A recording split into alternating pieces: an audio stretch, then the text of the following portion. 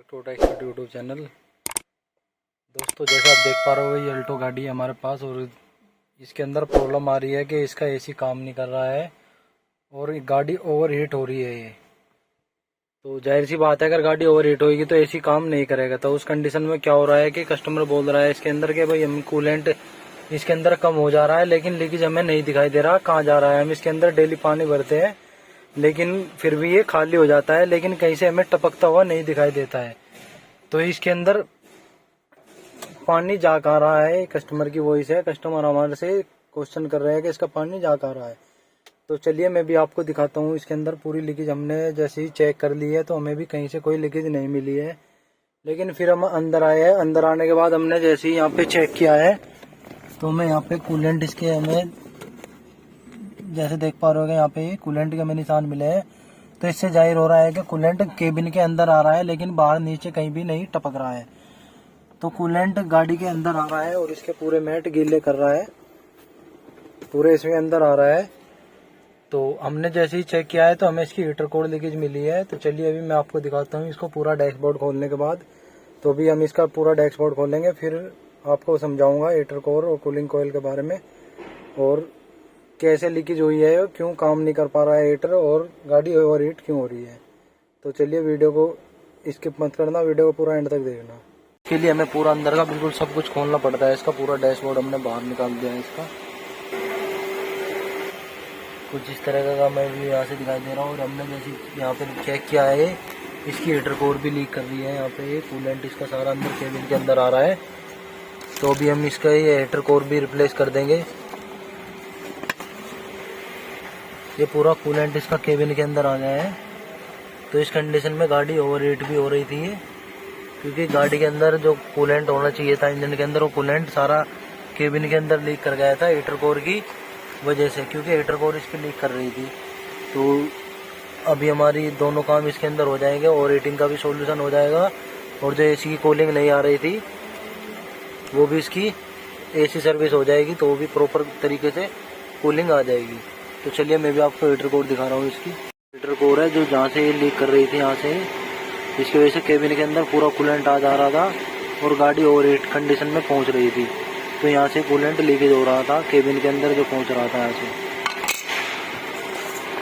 और ये कुछ इस तरीके से इसकी कंडीशन मिली है। यहाँ पे एसी की कूलिंग कोयल है, ये भी पूरी तरीके से बिल्कुल चौंक हो रखी है। तो ये भी एक रीजन था जिसकी वजह से एसी कूलिंग इसकी नहीं आ रही थी। तो ये भी रिप्लेस होने की कंडीशन में है, तो ये भी रिप्लेस होएगी। तो यहाँ पे इसके ये फ्लैप है, ये भी चूने काट रखे हैं। यहाँ पे ये चूने काट रखे हैं पूरी तरीके से, क्योंकि इसके अंदर भी कूलिंग कोयल प्रॉपर तरीके से नहीं आएगी, क्योंकि यहाँ से हवा डायरेक्ट अंदर आएगी तो कूलिंग जो एसी की कूलिंग होती है उस पर फर्क पड़ता है इसकी वजह से। तो ये भी हमें चेंज करना पड़ेगा इसका, तभी प्रॉपर तरीके से कूलिंग आएगी। ये चूने काट रखे हैं यहाँ से पूरी तरीके से इसके फ्लैप। और यहाँ से ये डायरेक्शन चेंज करने के लिए लगे होते हैं। यहाँ पे जो कंट्रोल पैनल की वायर यहाँ पे आकर सेट होती है, जो हम नोब घुमाते हैं तो यहाँ से फ्लैप चेंज होते हैं, जिसकी वजह से हवा का डायरेक्शन वो जो है वो चेंज होता है।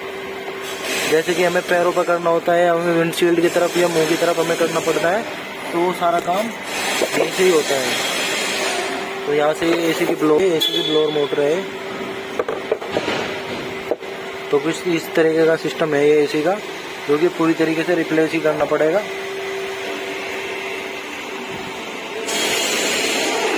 ये यहाँ से काम करते हैं, जैसे हम यहाँ से डायरेक्शन घुमाते हैं एसी के लिए, तो यहाँ से ये फ्लैप इस तरीके से काम करते हैं घूम करके। यहाँ से ब्लोअर की स्पीड होती है और यहाँ से हम जो हवा को गर्म मोड पे करते हैं यहाँ से, और यहाँ से हवा का डायरेक्शन हम अंदर बाहर के लेकर के रखते हैं। फ्रेश एयर और जो केबिन की एयर है यहाँ से इस मोड पे आएगी, तो यहाँ पे जो बाहर की हवा में डायरेक्ट मिलेगी, और यहाँ मिक्स करके रखेंगे तो यहाँ से केबिन के अंदर की जो हवा है वो अंदर ही घूमती रहेगी। तो कुछ इस तरीके का सिस्टम है। तो इसके लिए हमें पूरा सिस्टम यहाँ पे खोलना पड़ता है। पूरा डैशबोर्ड हमें केबिन के अंदर से बाहर निकालना पड़ता है, क्योंकि इस वाले इलाके में ही एसी की पूरी यूनिट लगी होती है। तो इसके लिए हमें डैशबोर्ड उतारना पड़ता है।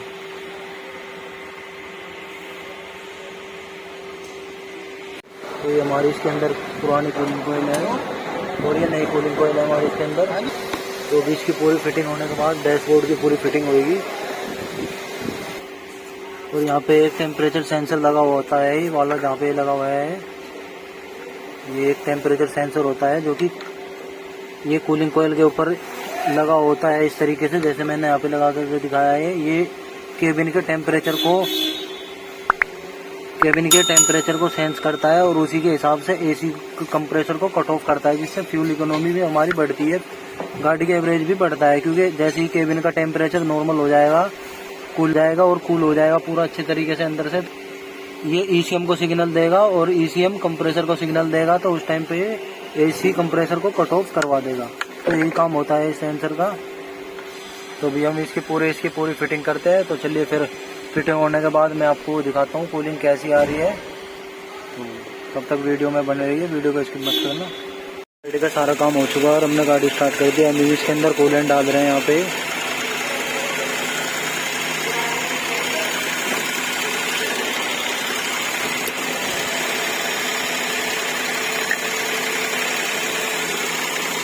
ये कूलेंट डल रहा है इसका।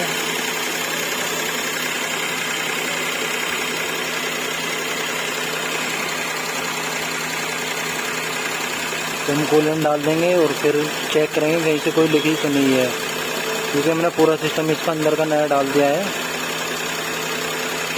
और स्टार्ट करने के बाद हम एसी की कूलिंग चेक करेंगे क्या कूलिंग हमारी आ रही है। तो चलिए अब भी मैं स्टार्ट कर रहा हूँ गाड़ी को। और ये हमारे पास टेम्परेचर का मीटर है, फिलहाल 28 डिग्री टेम्परेचर इसका है। तो चलिए मैं अभी यहाँ पे लगा दे रहा हूँ इसको और फिर हम चेक करेंगे एसी की कूलिंग हमारी कहाँ तक आ रही है, एसी हमारा भी प्रॉपर काम करने लगा है या नहीं करने लगा है। तो ये लाइव मैं आपको यहाँ पे टेम्परेचर दिखा रहा हूँ। मैंने यहाँ पे नोब लगा दी है एसी ग्रिल के अंदर और यहाँ पे टेम्परेचर ड्रॉप हो रहा है, जैसे आप स्क्रीन के ऊपर देख पा रहे होंगे। तो देखते हैं हम धीरे धीरे कहाँ पे जाकर के टेम्परेचर रुकता है। तो उसी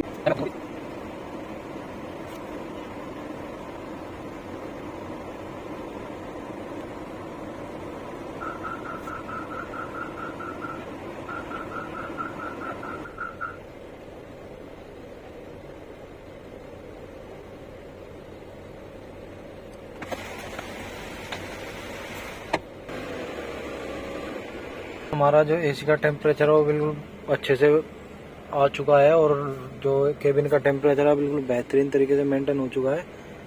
कूलिंग बहुत अच्छी आ गई है गाड़ी में। तो हमारी गाड़ी बिल्कुल अभी फिट हो गई है, गाड़ी ओवर हीट भी नहीं हो रही है, कोई ओवर हीटिंग का साइन नहीं आ रहा है, जैसे आप स्क्रीन के ऊपर देख पा रहे होंगे। वो गाड़ी बिल्कुल बेस्ट हो चुकी है, कोई इसके अंदर दिक्कत नहीं मिली है। और ये टेम्परेचर आप देख ही पा रहे होगे स्क्रीन के ऊपर। तो इसी तरीके की अगर और आप वीडियो देखना चाहते हो तो इस वीडियो को लाइक करें, शेयर करें और चैनल को जरूर सब्सक्राइब करें।